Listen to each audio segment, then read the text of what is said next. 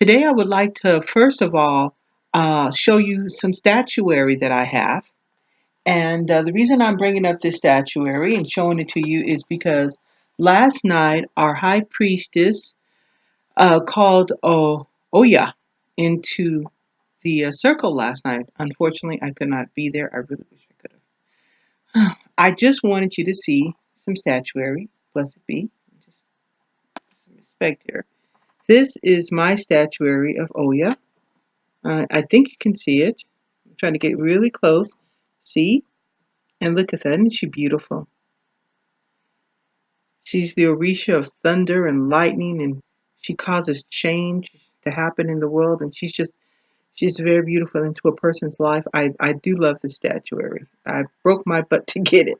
Okay, so I'm going to put this aside. Now, I also want to bring up something.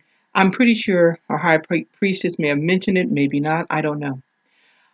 During the time when slavery was going on in this country, especially in Louisiana and New Orleans and such places as that, um, in order for the slaves to still worship their deities, their orishas, what they had to do was cloak them and hide them under the veils of the saints.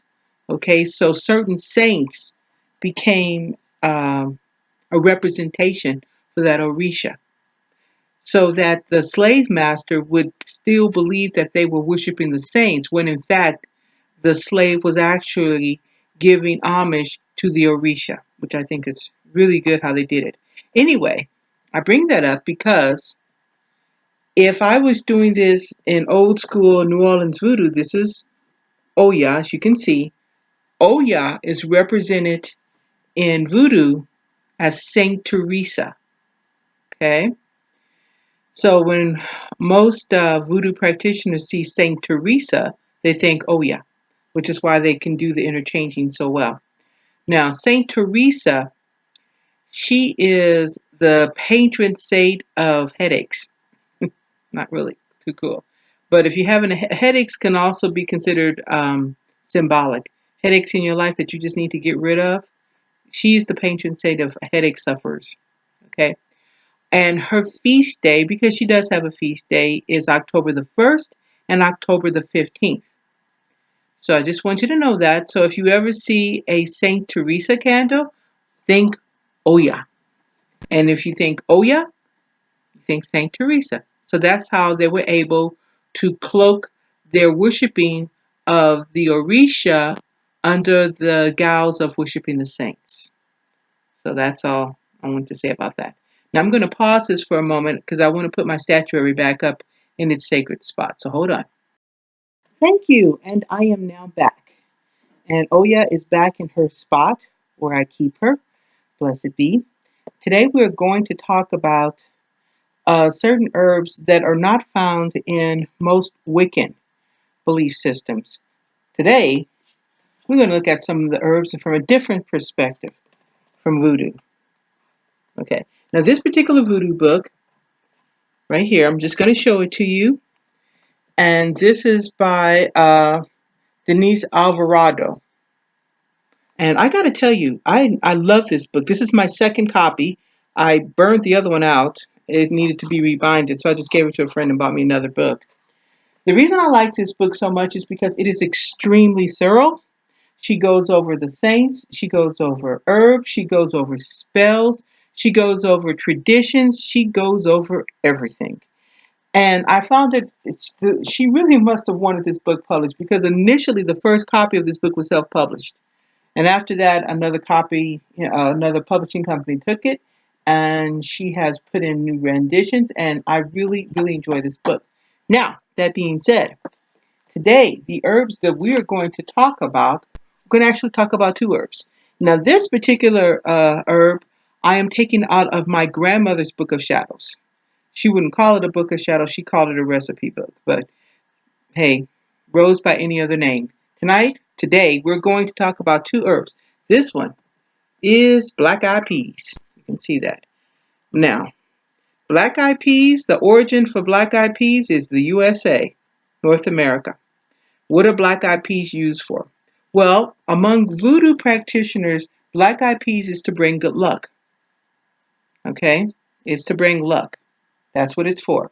So if you were using a gambling spell, it brings luck. Now, my grandmother said that it gave luck and foresight. So you were able to see things before they happened. So you knew what to do.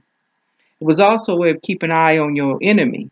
So uh, the ritual for black eyed peas, and there is one among African Americans, is that on New Year's Eve, New Year's Day, we make a big old pot of black eyed peas. And it is to bring good luck into the coming new year. So that's why we use black eyed peas. I use black eyed peas and some satchels, or since we are going voodoo today, Gregory bags, so that I can keep an eye out on things. It gives me foresight. So again, that is black eyed peas. You can get at any grocery store. Really good to have. Now, another one we're going to go through that you don't really see, and you might think it's a very common herb, and it is a very common herb. We use it every day, and it's rarely found among practitioners in Wicca, but it is found among practitioners of Voodoo and Santeria, and that is black pepper. Just good old plain black pepper. Now, black pepper, usually it's not the black pepper powder, it's the black pepper corn. I'm going to look it up today in the book I just showed you. Black pepper corn. Okay? Now, the difference between black pepper and black pepper corn is this. Black pepper has already been grounded up. So, and that's good. I mean, we can use it that way. It is not my first choice, but you have to understand when I went ahead and jarred it, I thought to myself, well, let me just go ahead and just put this in a jar currently like this because, I have it. So let me just jar it like that in case I needed it quick and fast.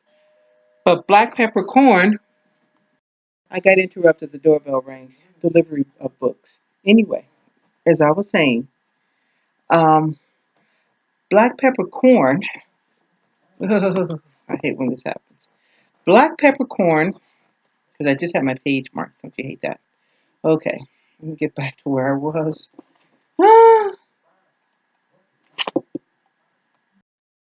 Okay, black peppercorn is used to prevent unwanted visitors, cause pain and sorrow to an enemy, revenge. Okay. Back in the day, my grandmama, what she would do is take the black peppercorn and put it up basically in just a grinder and start talking out her intent. Um, for the no visitors part, you would put it around or near your doorstep, on your stairs, on your doorstep, so you don't have any solicitors or, forgive me, Jehovah Witnesses or such coming to your door. Now, to cause revenge, my grandmother was really meticulous about that whole revenge thing because she did believe the concept of karma. So when someone had done wrong to her, she believed the same thing that our high priest has told us, and our high priestess, both of them have told us. If you can't give a person the finger to their face, don't give it to them behind their back. In other words, if you can't tell off a person to their face, don't be going around hexing them behind their back. Dirty pull. Dirty pull. You don't do it. So, when my grandmother would finally use black pepper on somebody, it's mainly because enough was enough, and she's already done the warning. And she's like, okay, this stuff gonna end. And she would use the black peppercorn and she would grind it, and while grinding, state her intent. Anyway, there are other herbs that are uniquely um, used for New Orleans magic or New Orleans voodoo. I am not going to go over those today, but as they come up, I will bring them up. I just want to recap really quick. Black eyed peas for good luck, protection, and foresight into the new year or into whatever you need to. Oh, the dog just came in. Apparently, I didn't have any foresight to see that coming. And black pepper.